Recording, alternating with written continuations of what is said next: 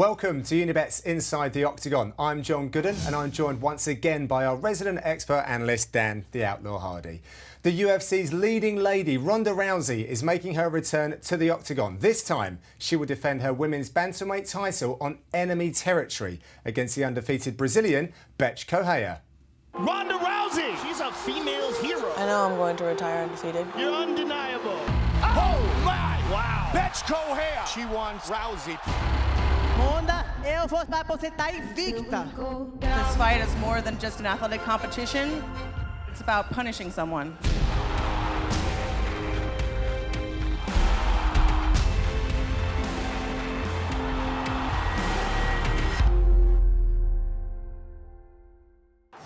So that is the headliner for 190, but lots to look out for on the card, including the Nogueira brothers and also the Ultimate Fighter finales. But another very interesting bout in the strawweight division involves Claudia Gadelha and newcomer to the organisation Jessica Aguilar, who comes in with a lot of heat and a 10-fight win streak. Yeah, Joanna Jędrzejczyk's going to be paying a lot of attention to that fight because Gadelha has probably been her toughest test so far in the Octagon. Yeah. With a win here over Aguilar, that's going to put her right in line for a shot at the title, so that's one to watch. Also, we've got Bigfoot against Palalay, so there'll be some tremors in the Octagon when they step inside. There will indeed. So let's bring it back to the main event then. The dominant champion, the most dominant female athlete on the planet, Ronda Rousey, defends her title in Brazil against Bethe Correia, and Ronda is not happy. No. Words have been exchanged and she's been offended, plus a couple of her teammates, two of the four Horsewomen, have been defeated by Correia. So she is looking to, I quote, she won't leave looking the same way. I don't know what she means by that, whether she's going to drag this fight out, but she's looking to do some damage. Yeah, well, this has been an interesting one because, I mean, Ronda's always quite an intense person anyway, but we've never seen her this fired up before for a fight. And I'm interested to see whether that affects her approach to the fight. Obviously, usually she gets in there and tries to get the fight finished as quickly as possible, but with a grudge against Bethe Correia, there might be a bit more of, a bit more play there, a bit more striking, maybe some ground and pound. So I'm interested to see how Ronda approaches this, and also given the fact that it's in Brazil, that changes things a lot as well. So I'm excited to see how this one plays out. OK, well, let's turn back the clock to Ronda's debut. And what a debut it was. She's come on a lot since then, but even that first stepping into the Octagon was brilliant. It was against Liz Carmouche. And you'll see, as always with Ronda, as soon as the fight starts, she's right into the centre of the Octagon, ready to trade punches. Ultimately, she wants to get her hands on her opponent, clinch and get the fight to the floor. Liz Carmouche did take Ronda's back, was working a crossface and did a good job there. But ultimately, Ronda, kept her calm, escaped the position, and then started working that strong ground game that she's got. And here you'll see her start to attempt an arm triangle, then she abandons that, switches to mount, sets up the armbar, and then straight sits back into it. Really nice. Now, Liz Carmouche does a good job of getting to her knees here, but immediately from this position, Ronda reaches underneath her thigh and rolls her over the top. Because obviously, in this position here, you can pull that arm out from the armbar position on the top. So, in order for Ronda to secure that arm and to get that armbar, putting Liz Carmouche on her back was the best thing to do. And it's not like Ronda's limited by one particular armbar. She can catch him from any position. Rolling armbars from the side, from the top. Exactly, it's amazing. And one person that knows better than anybody is Miesha Tate. So if we take a look at that fight next, you'll see a much tougher fight against Miesha Tate. The first one was a pretty one-sided fight for Ronda, but Miesha Tate knew what to expect this time.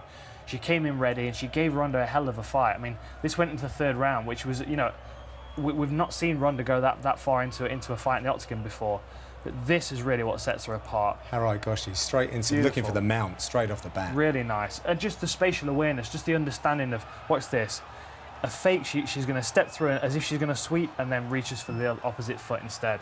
Really nice. Just little tricks and little techniques that she's picked up and used over the years. Obviously, having a background in judo from an Olympic level is going to... Olympic bronze, yeah. Yeah, it's going to really help. But it's that split second where most people would have to stop and think about what they're going to do. Ronda doesn't have that. She doesn't need that calculation time. Here, straight into an armbar attack here from a different position. You'll see her adjust the hips in a second. What she's going to do is pull that shin up onto the back of Miesha Tate's head, uses the thigh, rolls her straight over with a nice swim move, and then straight into an armbar. And Miesha Tate was not messing with that one. The first time she damaged her arm too badly. The second time she wasn't going to argue with Ronda. And we've seen an evolution of Ronda's game. The Glendale Boxing Gym is where she's doing a lot of stuff with her hands, and she's putting them to good use. Yeah, most definitely. She's looked, every training camp, she's looked better and better. She looks really sharp on the pads, and the work that she's doing with Coach Edmund Targaryen is a fantastic striking coach, and it's paying off.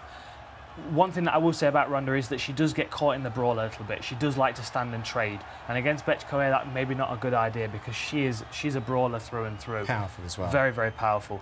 This is interesting though. Sarah McMahon, a freestyle wrestler, Olympic freestyle wrestler. Yeah. Look at the distance that they're keeping here between the hips. Now Sarah McMahon she's probably going to want a body lock really, but the risk in that is getting Ronda's hips close to her.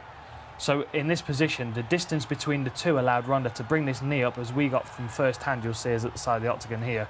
A beautiful knee to the floating rib there just sent Sarah McMahon straight to the canvas. And that's the risk with Ronda, because if you clinch up, you either keep her hips away and you've got to worry about the striking, or you allow her to engage her hips and then you've got to worry about getting launched. That's the thing. Yeah, the hips close together. That's what a judo player's looking for. I'm taking it, because then you've got all the hip tosses and things like that. That's where the leverage comes from. All of the throws are hips in. She uses a lot of nice foot sweeps, but ultimately when she's got an opponent locked up, she wants to get hips on hips. So now she has a very nice feint that she can use to start using other tricks. Exactly. Other tricks that we've seen perhaps in her next fight as well. Yeah. Well, let's continue on. So, obviously, you know, this fight was a very quick one.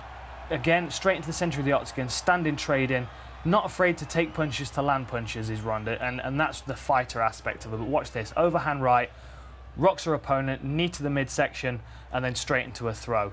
Didn't give Davis an opportunity to get back into the fight. Here we go. Let's watch it again. So they come out, they start to trade, quite 50-50 really. Ronda eats a couple of shots. No one really standing out here, no one doing anything great until that one big right hand. Then the knee to follow, straight into the throw. And Davis was unconscious before she hit the floor there. She was dazed by the right hand, and that gave Ronda just enough time to land a knee and then go straight into a throw. And it's that reaction time that she's cutting down. She reacts so much quicker than most people in any situation when it comes to a clinch. So if I was Bethe Correia's coach, I'd be saying just stay away from her, keep as much distance as possible. And we'll talk about that because she does a good job of building frames. Let's just focus on Ronda for now. Let's have a look at a fantastic finish here against Kat Zingano. Who was arguably going to be the biggest threat to her throne. And still potentially could be. I mean, this was a 14-second fight, and it's difficult to really glean anything from this, but this just shows Definitely Ronda the wrong choice to jump in on Ronda. Yeah, but if you've got an opponent that just beat someone in 16 seconds, I'd probably give 30 seconds of the fight just to make sure that I wasn't in the same situation. Kat Zingano comes running out at a beautiful scramble. Ronda ends up on top and steps straight over to isolate this arm. It's a really nice position. Again, it's an armbar, but it's a different armbar. It's not an armbar threatens from a shoulder almost, and then straight armbar. I mean, this is fully locked out here. Ronda's got this leg hooked through the back, so Kat Zingano can't roll out of it. And from that position, there was nowhere to go. She had to tap. And knowing that Ronda doesn't hold back on those arm bars, is probably the right thing to do. I think so too. I think so too. So let's take a look at Bethe Correia then. She has dispatched 2 of the 4 horsewomen, which was dubbed by the media, and that was close to Ronda. You know, 2 of her teammates being beaten, but her debut again was against a veteran of the sport, and she did very well. Someone else who just keeps on improving and is undefeated. Yeah. Well, Julie Kedzie, yes, a very tough opponent for her, a very well respected and well-known fighter in the women's divisions. And Bethe Correia, it was just a tenacity pushing forward that edged this decision.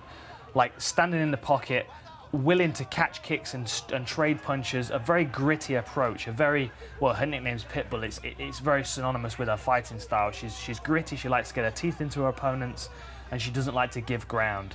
And this is what makes it interesting with Ronda, because neither of them like to take a backward step.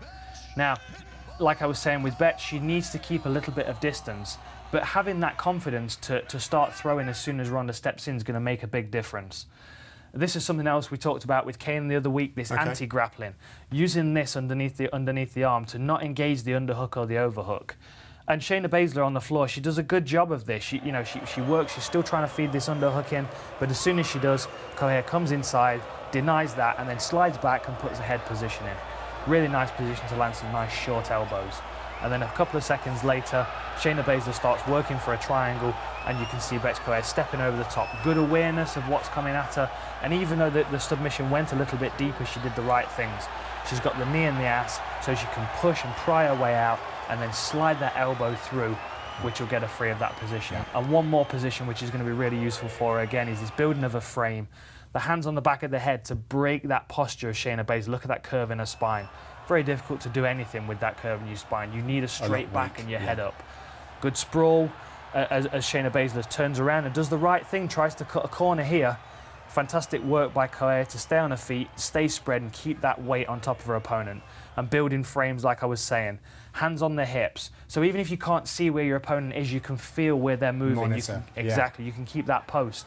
Does a great job with that. And then from there, starts posting on the head, lands a couple of nice elbows, and then here comes the onslaught of the boxing combinations. And she did not let up on Shayna Baszler until the referee stepped in. John McCarthy did a good job here to see when the fighter was no longer intelligently defending himself. Heavily outstruck her in that. Oh. Really nice choice and selection of punches as well. Yeah, mixing them up, good body shots as well. A couple of nice elbows thrown in there. But it's that confidence in her hand, that confidence in the power that she throws, and she commits, and you can see her there counting down the 4 horsewomen. Yeah. That's where the story gets interesting, because obviously Shayna Baszler was the first one, then we go into Jessamyn Duke, which is the second one. Okay. And 2 different opponents, different sizes, different abilities, both people that train with Ronda, and you can see Jessamyn Duke using a judo throw, and Correia does a good job of taking that back, that top position. Yeah. So it's almost like she's experienced talents that Ronda has, through fighters that are maybe slightly less talented than Ronda. Okay. Which is interesting, I think, because, you know, she's contended against some judo, she's contended against some striking, against a girl that's taller than her, against a girl that's got a good clinch, and we've seen her come through. She's done good things. She did really well with low kicks against Jessamyn Duke as well, which started to really show later in the fight when you could see the bruising coming out on Duke's leg. Again, with the trip straight into the armbar that Ronda was using against Kat Zingano here. You can see the position, but aware of it, manages to get herself out of it. So that's going to be important, that confidence that she can defend those submissions. Whether she can do it against Ronda or not, who knows? But we've seen her do it in the past. We know that she's got the knowledge to do it. So now it's all about reaction time and speed. Can she do it quick enough to stop Ronda? Looks like she's had the perfect sort of proving ground each time with these different elements, as you've pointed out. Definitely. For the champion. But champion, very dominant indeed. So let's take a look at the facts and the stats for this one and see what they can tell us in this matchup. Ronda Rousey, the champion, as we see, the most armbar submissions, and she doesn't hang about in that octagon either, Dan. Not at all, no. Although having said that, average fight length, 3 minutes 29, that's probably due to Miesha Tate. That would be a lot less if it wasn't for that 3-rounder against Tate. The thing that stands out again for me is Bethe Correia's takedown defense, 80%. Now, I'm not saying that she's going to be able to defend 80% of Ronda's takedowns, because it's likely that Ronda's going to have some other tricks that Correia's not come up against. But she has all the pieces. She knows what to do in each position. Breaking the posture, using the whizzer, getting heavy hips on an opponent that's shooting. So all of these pieces, if she can bring them all together against Ronda, she could give her some real problems. And a striking defense as good as well, it's worth noting. Okay, good stuff. Thanks, Dan. So let's take a quick look at the odds for this fight then. For one of these women, the O must go. Can Correia be the first woman to defeat Ronda Rousey? Or will the champion continue her dominance over the division with a victory in Brazil? Will we see a finish, or will the fight be left in the hands of the judges? As always, there are odds to be found on every round, and it's all brought to you by Unibet. Watch and bet live with Unibet, the official betting partner of the UFC. So also on the card, Dan, the Nogueira brothers. Yeah. Big Nog and Little Nog. Let's talk about Little Nog, because he's fighting Shogun. So that is a fight that we've seen before. It was very exciting indeed. I think that Nogueira has come on the record and said that he wants the same excitement, but he certainly wants a different outcome. Yeah, it was a great fight. It was one for the ages, really. I mean, 10 years ago, it was a long time. But it was a real war. Both of these guys, there was a lot of pride on the line, a lot of bragging rights for Brazil, obviously, with both of these guys being natives. This took place in Pride Fighting Championships in Japan, and it was a real big fight at the time. You can see the crowd just extending, 90,000 seats. And it was one of the best fights of the year. It was, it really was. And just the aggression of both guys was outstanding. Really, really both put it on the line. Good trades, good combinations, a lot of good clinch work, some good ground exchanges, and knockdowns on both sides as well. These guys were not pulling any punches, and given the fact that they're both aged a little bit now, they're both more mature in their fighting styles, I'm interested to see how they match up this time. I'm expecting it to not be quite as reckless, at least on one side of the fight, because Shogun thrives on that recklessness. Yeah.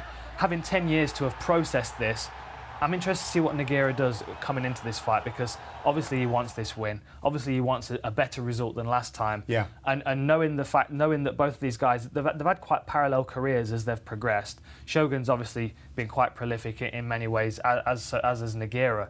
So for them to match up now 10 years later, having had all of that experience and that previous knowledge of them fighting in the past, it makes for a fascinating matchup, and who knows what's going to happen. It does, and Little Nog's actually really developed since then. And interestingly, Shogun's gone back to Rafael Cordeiro, who's produced 2 UFC champions this year, or in the last 12 months.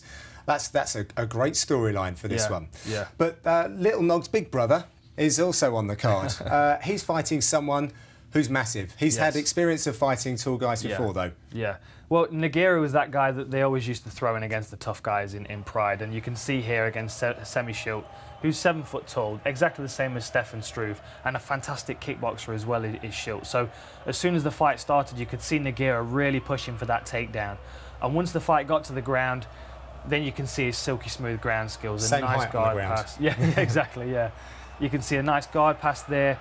Now he's in mount, he's going to land some good ground and pound. He's setting up this armbar, and Schilt does a good job of sitting up at the right position to avoid the armbar, but unfortunately sits up into a triangle. And when you get caught in a triangle against a guy like Nogueira, you really have to be fed or to escape it. It's difficult to, when you've got a 7 foot guy just trying to lever himself out. Yeah, especially if he picks you up, that's a long way down. But I mean, it's just Semi Schilt's a massive human being. You remember him fighting in the UFC against guys like Josh Barnett. A real tough guy for anybody to fight. And so for Nogueira stepping in there and fighting Stefan Struve, who is also 7 foot tall, there's got to be a little bit of confidence to know that he's already beaten a guy of this height before. And Struve is, he's more than happy to grapple with him as well, I'm sure. Yeah, well, he's coming in a bit injury-free as well, because he's had his injury troubles, and he's just coming off of the back of the Ultimate Fighter as a coach. So nice and rejuvenated to face the big Dutchman, who is super confident coming into this. He now is healthy as well, and he's looking for a finish, saying that he can actually submit Nogueira. Yeah, well, I mean, why not? You never know what Struve's capable of. This is a beautiful armbar over LeVar Johnson here. Very, very quick. And pulled guard as well, which we don't see very often anymore in mixed martial arts. So he can pull guard from across the octagon. That's true. This was probably his biggest win to date, as we were discussing earlier. Stipe Miocic is doing wonderful things right now in the heavyweight division, and Struve just kept the pressure on him, and given the fact that he has such long reach as well, he can hit you, like you said, from across the octagon. A lot of people see Struve, given the fact that he's of his height and his age, and think that he's got a bright future in the sport. And if he can knock off a guy like Big Nogueira, that's a huge name for his record. After Nogueira, then you start looking into the top 10, and you start thinking about what you need to do to get a title shot. And Struve's an awkward fight for anybody, really, at 7 foot tall. Yeah, Struve fighting one of his heroes. So, thanks, Dan. Plenty to look forward to on this card, which kicks off what is another big month of events. In August, the Octagon travels to Nashville, Tennessee for fight nights headlined by light heavyweight contenders Glover Teixeira and Ovin St. Preux, before heading up to Canada, where a pivotal bout in the featherweight division between Max Holloway and Charles Oliveira takes place at UFC Fight Night Saskatoon. As always, you can get all the pre-fight odds for those events with Unibet, the official betting partner of the UFC. On the next episode of Inside the Octagon, Dan and I will be back previewing UFC 191 and the highly anticipated rematch between Demetrius Johnson and John Dodson for the flyweight world title. Make sure you get involved in the conversation by tweeting your questions about that fight to us at Unibet using the hashtag Inside the Octagon. That's it from us. Enjoy UFC 190. Thanks for watching, and we'll see you next time.